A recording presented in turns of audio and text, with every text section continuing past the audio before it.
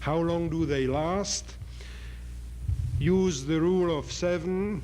The rule of 7 says this: each time you wait 7 time units, the radiation decreases by an order of 10.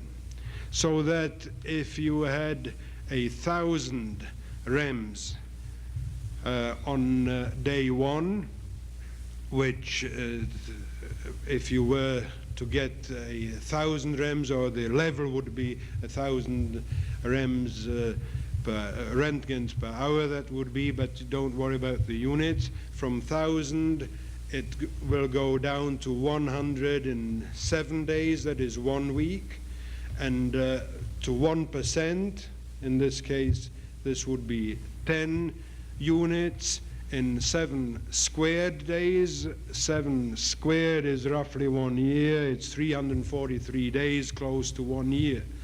Or if you take it, well, in any case, 110, 1.1, 0.01, and so on, always in sevens.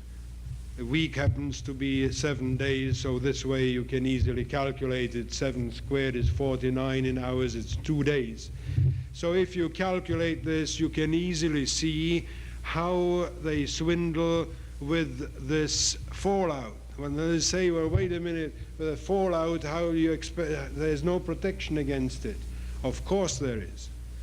If you are in the shelter, and you can build one, by means that have been described in an excellent book, Surviving Nuclear War Skills by Kearney, you can protect yourself against the immediate high-level fallout. And you don't have to stay in there for a whole year, because what food and water, for example, that has been exposed to radiation does not get contaminated. It does get contaminated if the fallout hits it and you ingest it.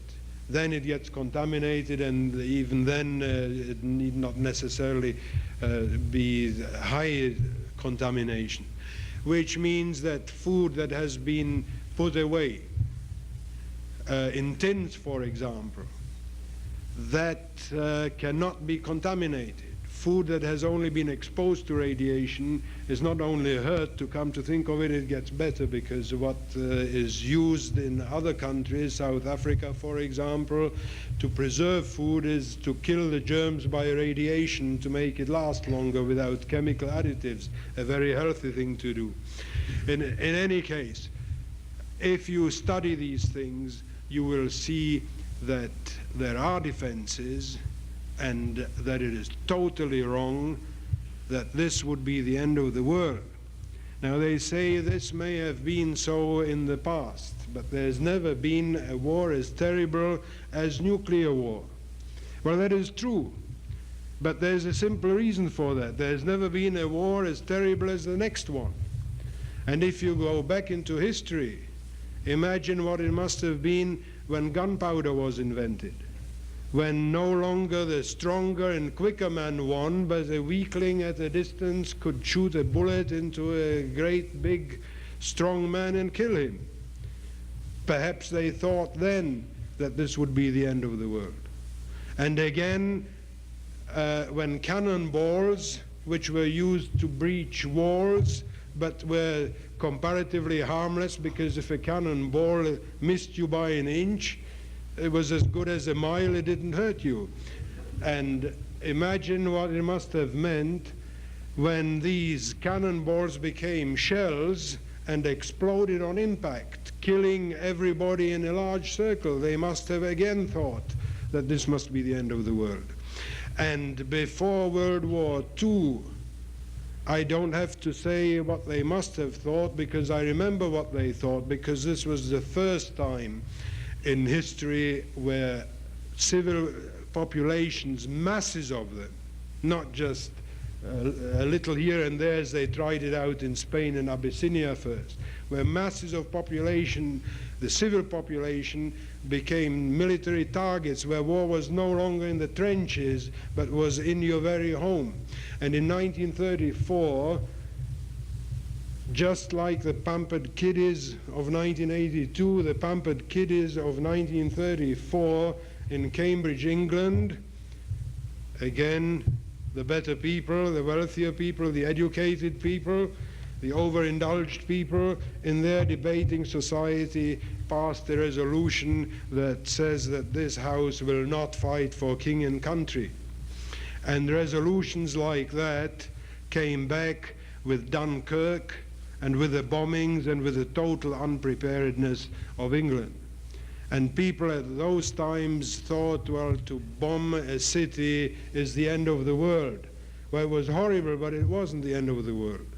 I was 16 in November 1945. At that time I was in England, and I know what it is, a 13-hour raid from 6 p.m. when darkness falls until 7 in the morning, wave after wave of German bombers, high explosives, incendiaries, and incendiaries that explode so that it'll kill the firemen, and the firemen grab a trash can to protect themselves so they can get near and put out the incendiary. And in the morning, when the all clear goes at 7 in the morning, it is the city is in ruins and burns. This is England's second largest city.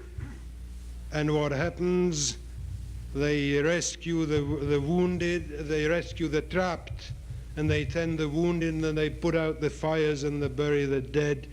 And they put out posters, boil all drinking waters, and they clear the main thoroughfares for the traffic and restore life as best they can, so that they'll be ready again by 6 p.m. when they know when darkness falls, these bombers come back. And they did not do that because the government forced them. They did that because they did not want the savages to pass, and because they did do that, and because they hang in there and they held out. This is one of 1,000 reasons why we are here tonight and can discuss this in freedom. In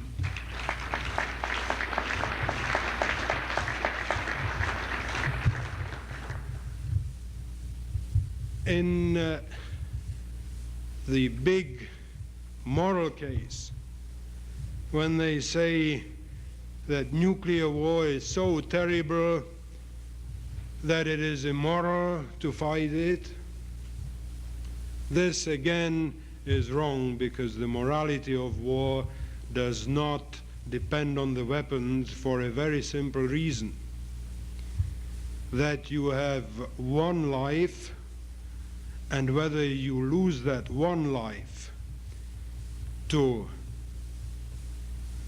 atomic radiation or to a spear or to a bullet or whatever doesn't make very little difference. It makes no difference whatsoever. You have one life, and that supreme thing that we all have has been lost and has been given by those who went before us, and we have no right simply to forget this as though we were here and there's no yesterday and no tomorrow. In fact, I find the vileness of the so-called pacifist movement triply hypocritical, apart from the reasons that I've given you, because they abuse that same freedom for which others have given their lives in order to promote their stupid and vicious theories. Mrs. Caldecott almost literally plays her dirty game on the bones of Coventry, of Midway, of Omaha Beach, and Stalingrad. This, apart from the technical things, is morally wrong. And I believe that the only, I don't believe I know from history, that the only way to prevent war is, as I've said, the will to win, the will to resist, and the capacity to win. Now, I'm coming to the close, and maybe the most important thing. what shall be done? I believe that what shall be done is exactly what your society is doing. Study and educate. Study, study and educate. Study physics, study communism, and I promise you, you will fear Soviet slavery more than you will fear plutonium.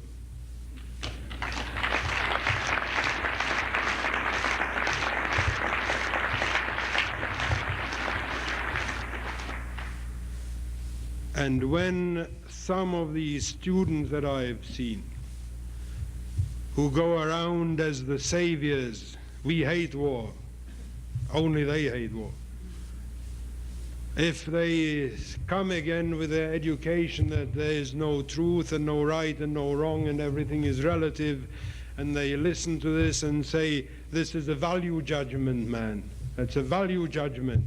That's your opinion. You want war, you go and fight it, but you leave us out of it. What have they ever done for me? Why should I risk my neck for them? Then I believe that what we should tell them is that what they have done for you, my boy, is they've handed you the legacy of Thomas Jefferson and Sir Isaac Newton and Ludwig van Beethoven. And when that heritage is threatened by savages, you stand up and defend it. Thank you.